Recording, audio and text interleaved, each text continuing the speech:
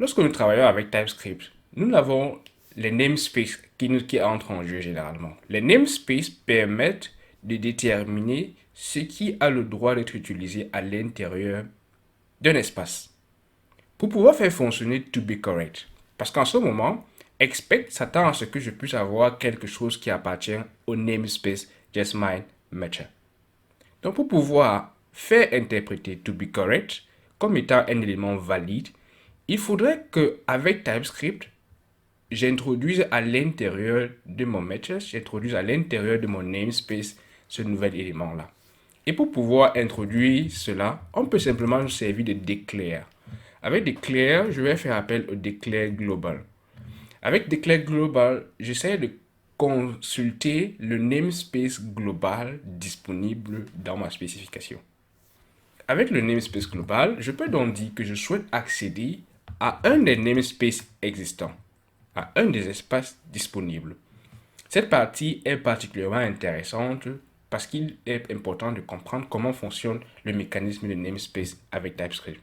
Le namespace qui m'intéresse, c'est justMine, puisque si vous vous souvenez, on s'est servi ici plus bas de justMine@matches. JustMine était le nom du namespace. Lorsque je passe la souris dessus, on voit qu'il s'agit du namespace JustMine. Et à l'intérieur de cela, on avait affaire à l'interface @matches.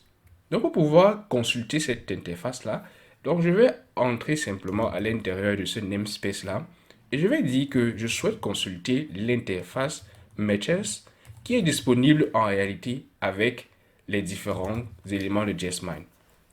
Avec matches, je peux simplement donc introduire ce qui m'intéresse particulièrement. Dans ce cas, il s'agit de to be correct.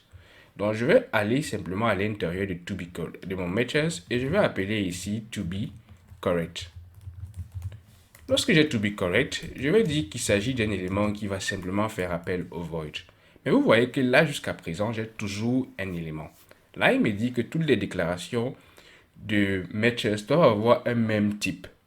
Donc pour le moment, lorsque je vais à l'intérieur de mon @matches, il me dit que cela ne peut pas être possible parce que les types sont différents l'un de l'autre. Ce qu'il faut remarquer, c'est que les différents éléments que nous offre justMine à l'intérieur de son namespace possèdent simplement des types génériques. Par exemple, on a eu le problème tout à l'heure qu'il ne pouvait pas reconnaître correct comme étant un élément de type matches number.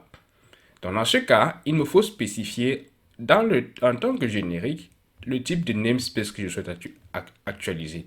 Dans ce cas, je spécifie qu'il s'agit seulement d'un namespace de type number. Mais number, ce n'est pas un type qui va être utilisé là-bas directement. C'est pourquoi je vais utiliser un type générique global. Cela me permet donc de rajouter à l'interface matches, puisque matches prend à l'intérieur de justMine un type générique global. Maintenant, grâce à ce type générique global, je peux donc aller dans mon test et je vais sauvegarder l'ensemble et voir si justMine parvient à comprendre ce que je viens de créer et interpréter. Vous voyez que tout de suite, mon erreur me retourne, ça ne fonctionne pas. Ça ne fonctionne pas, cela veut dire que justMine reconnaît déjà le message que j'ai eu à l'intérieur. Là, j'ai dit que notre actuel devait être inférieur à 5 et supérieur à 2.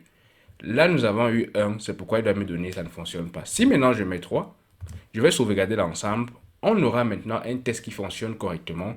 Et on aura également à l'intérieur de notre spécification un élément propre de comparaison que nous avons créé nous-mêmes et que nous pouvons utiliser partout dans nos différents tests.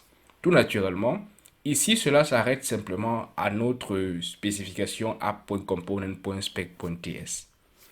Si on souhaite utiliser à une plus grande échelle ou alors on souhaite donc faire fonctionner dans toute l'application, il faudra déclarer cela à un élément, à un niveau plus élevé pour pouvoir rendre la réutilisation beaucoup plus simple. Vous voyez qu'on a construit quelque chose de très simple en utilisant que la version, le paramètre actuel qui est ce que nous avons ici à l'intérieur.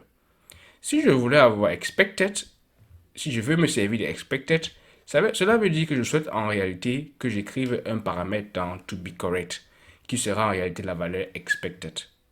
Ainsi, on peut donc créer ses propres matches. N'hésite pas à jouer avec les éléments.